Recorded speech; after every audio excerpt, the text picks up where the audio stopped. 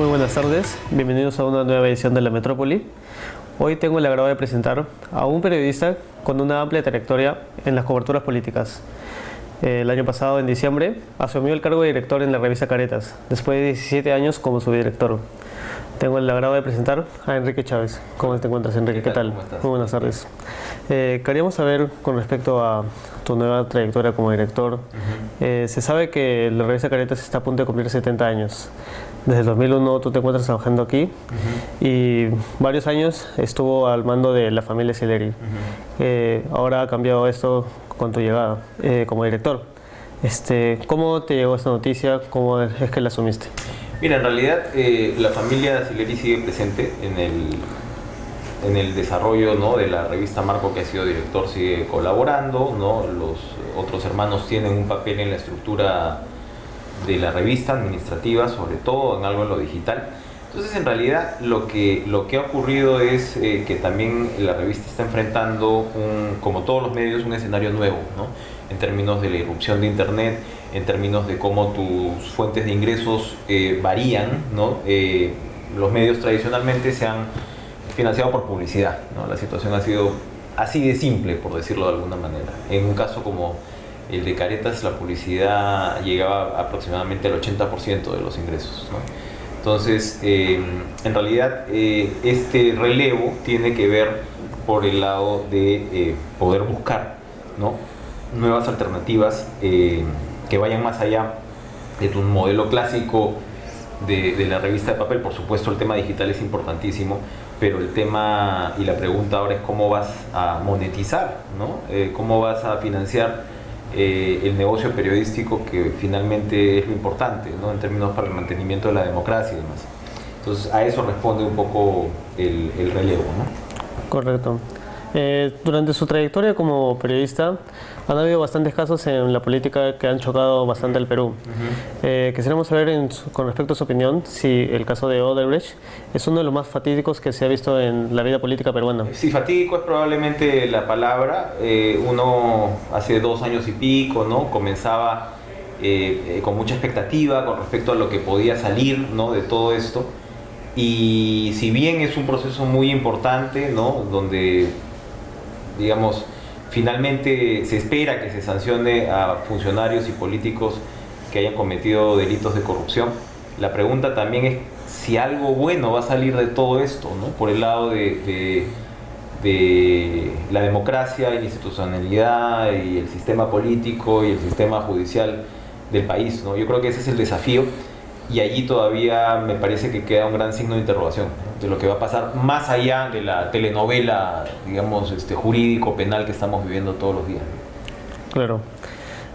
Hace poco, el 17 de abril, sucedió uno de los hechos más relevantes, chocantes, polémicos en la historia política, con el fallecimiento del expresidente Alan García. ¿Cómo fue la cobertura que realizó la revista Caretas con respecto a todo este caso? Los dos números que tuvieron que ver con esto, que fueron, bueno, fue particularmente terrible porque nosotros sacamos en primicia, ¿no?, que ya se había emitido o si ya se había pedido la orden de detención preliminar, ¿no? Y nosotros, por ser miércoles santo, nosotros salimos jueves por lo general, pero no salimos feriados, porque la venta en kioscos baja, ¿no?, mucho. Entonces salimos el miércoles, ¿no?, que fue esto en la mañana, pero ya desde el martes en la noche circulaba la carátula en las redes, ¿no? Y allí se anunciaba que había y se explicaba toda la hipótesis fiscal, ¿no? Ya en los días anteriores se había visto, IDL Reporteros, que trabaja mucho con el fiscal José Domingo Pérez, había revelado este tema de lo de Nava, ¿no? En fin, o sea, ya estaba esto sobre la cancha, pero lo que nosotros hicimos fue explicar cuál era la hipótesis fiscal con respecto a la supuesta coima triangulada con el señor Nava y el señor Atala, ¿no?, por el lado de García. Y esto ocurre, bueno, la revista sale el miércoles, ¿no?, muy temprano, y el suicidio de García es prácticamente un par de horas después, ¿no? Y sí, como tú dices, fue bastante chocante, ¿no? Y hicimos una cobertura luego, hemos tenido una edición que fue la de la semana pasada, ¿no? En este caso, la edición anterior, que claro, que obviamente uno no tenía idea de lo que iba a pasar, es un García, digamos, ya en los últimos días, y luego nos optamos como tenías que hacer 2 carátulas seguidas con el mismo personaje, optamos por una foto antigua, ¿no? Okay. Las 2 revistas, bueno, se han agotado prácticamente, pero sí fue chocante, fue terrible. En el caso de nuestro caso, lo que siempre hacemos es una cobertura periodística independiente, objetiva, ¿no? Desarrollamos los temas, ¿no?, con fiscales y demás, ¿no? Hemos tenido también varias exclusivas y qué sé yo, pero también hablamos con los expresidentes, ¿no? O sea, en mi caso yo tenía un contacto, no era amigo, ¿no?, porque uno no es amigo de sus fuentes finalmente, pero tenía un contacto regular con García por WhatsApp incluso, ¿no? Unos días antes me mandó el último WhatsApp y claro, es muy chocante, ¿no? Es muy chocante y otra vez ojalá uno... Y bueno, es una decisión fatídica, trágica, personal, como se ha dicho mucho, pero en la cobertura también tratamos o sea, es indudable, independientemente de la responsabilidad penal que eventualmente tenga García, es indudable que García fue un personaje sumamente controversial, sumamente polémico, muy odiado, ¿no?, por temporadas, ¿no?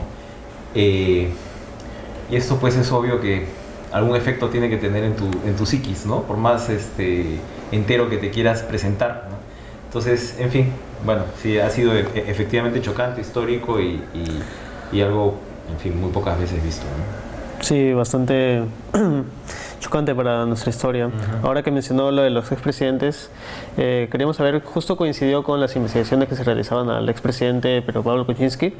Queríamos saber si este hecho del fallecimiento de Alan García manchó o opacó todas esas investigaciones. Nosotros tuvimos, esa fue una controversia interesante que hemos tenido en los últimos días porque, como te decía, hemos tenido una relación, yo diría, muy expectante con la Fiscalía del equipo Lavajato, con el fiscal Rafael Vela, ¿no? Pero este tema de Kuczynski nos pareció un exceso. Nos pareció un exceso que primero, que se pida arresto domiciliario por lo que finalmente es un conflicto de intereses, ¿ya?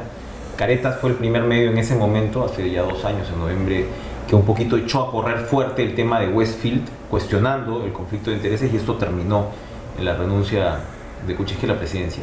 Sin embargo, consideramos que no es un tema comparable de ninguna manera, por ejemplo, al de Alejandro Toledo, ¿no?, que es una coima directa, ¿no? En el caso de Kuczynski, sí, repito, hay un conflicto de intereses, y nos pareció, además, casi grotesco que al día siguiente del suicidio de un expresidente, otra vez, insisto, independientemente de su responsabilidad penal, pero el suicidio de un expresidente en democracia, se insistiera para meter a la cárcel a otro expresidente en democracia, ¿no?, que estaba en una unidad de cuidados intensivos. O sea, no creemos, habrá quienes digan que la justicia de ninguna manera puede parar y todo, pero me parece que el mensaje que se proyectó no fue el más adecuado en una democracia con separación de poderes, ¿no? Y de hecho, bueno, sacamos un editorial al respecto, el fiscal se enojó mucho, ¿no? Pero de hecho de ahí retrocedieron, ¿no? Retrocedieron y le han dado, bueno, un arresto domiciliario. Pero sí, esa parte me pareció un punto de exceso en lo que hemos estado viviendo últimamente. Hay obviamente periodistas que piensan distinto. Claro, todo medio puede pensar diferente. Hay bastantes opiniones con respecto a esto. Y ahora que mencionó las editoriales, quería saber, con respecto a...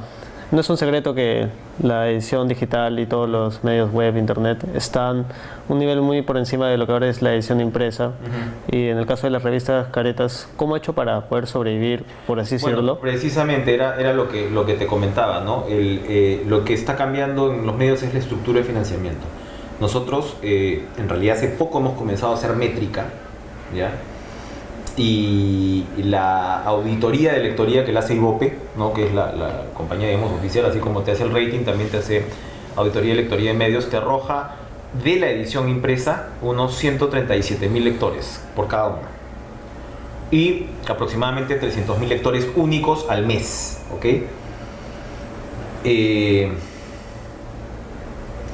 Esto te da un mensaje de que tu lectoría todavía es muy sana, porque además es una lectoría educada, con un porcentaje muy alto de mujeres. Curiosamente, se decía antes que Caretas era una revista de hombres maduros, ¿no? y en realidad tienes un poquito más de la mitad de tus lectoras son mujeres, lo cual es un dato súper interesante. Pero evidentemente, como te digo, a pesar de lo sano de esa lectoría, y que obviamente tú me puedes decir, en la web tengo, no sé, 200.000 lectores más o menos, que eso es mucho más, claro, la web no ha sido mi prioridad, porque evidentemente tu aparato, ¿no? El tamaño de tu aparato no es pues el del Comercio o el de la República ni siquiera, ¿no? Y evidentemente tenemos que meter más trabajo ahí y ver cómo le damos la vuelta a todo el tema digital, ¿no? Y estamos con planes para eso. Pero entonces, bueno, la supervivencia en realidad ha sido a punta de punche, ¿no? Si me preguntas, es eso. Y ahora estamos tratando de primero, que el producto que tenemos, ok, sí, los cambios, sí, lo digital, sí, todo eso, ok, ya, pero el producto que tenemos puede vender más publicidad, ¿no? Entonces, por ese lado se está haciendo ese esfuerzo. Me acuerdo, Mauricio Mulder sacó esta ley mordaza que le llamaron, ¿no? De prohibir la publicidad del Estado, que ahora eso ha cambiado. Y por ejemplo, el Estado prácticamente no anuncia en caretas, ¿no? Entonces tienes ahí una serie de puntos por corregir y de un trabajo adicional para hacer frente a los clientes, de decirle, oye, este medio está llegando de todas maneras, ¿no? A la gente que debe llegar. Ahora, hacia el futuro, evidentemente tenemos un reto adicional con el tema de los jóvenes, como ustedes, ¿no? Yo soy catedrático también en la Científica del Sur, acabo de comenzar. Y claro, evidentemente no hay que cerrar los ojos. El joven por lo general está consumiendo medios de otras maneras, ¿no? No está familiarizado ya prácticamente con el papel. Yo tengo la impresión de que el papel de todas maneras va a sobrevivir en el tiempo para... mi lectoría no es una lectoría pues gigantesca, masiva, ¿no? O sea, es para gente que le interesa la política, es para gente que está metida dentro de este debate, ¿no? Entonces tampoco puedo pretender convertirme pues en Coca-Cola, ¿no? O sea, no lo soy, nunca lo voy a hacer. Entonces yo creo que en esa medida siempre, probablemente, si voy capturando a estos lectores jóvenes, ese lector joven va a agarrar su revista, ¿no? Y de repente lo va a tener como un momento de desconexión, ¿no? Porque tu experiencia, incluso lectora, visual, táctil, es distinta. El punto gráfico de la revista es muy importante también, ¿no? Entonces, soy relativamente optimista, ¿no? Si es que podemos avanzar en estos así obstáculos importantes, creo que la marca, que significa Caretas con los valores y mantener esos valores y demás, creo que va a sobrevivir.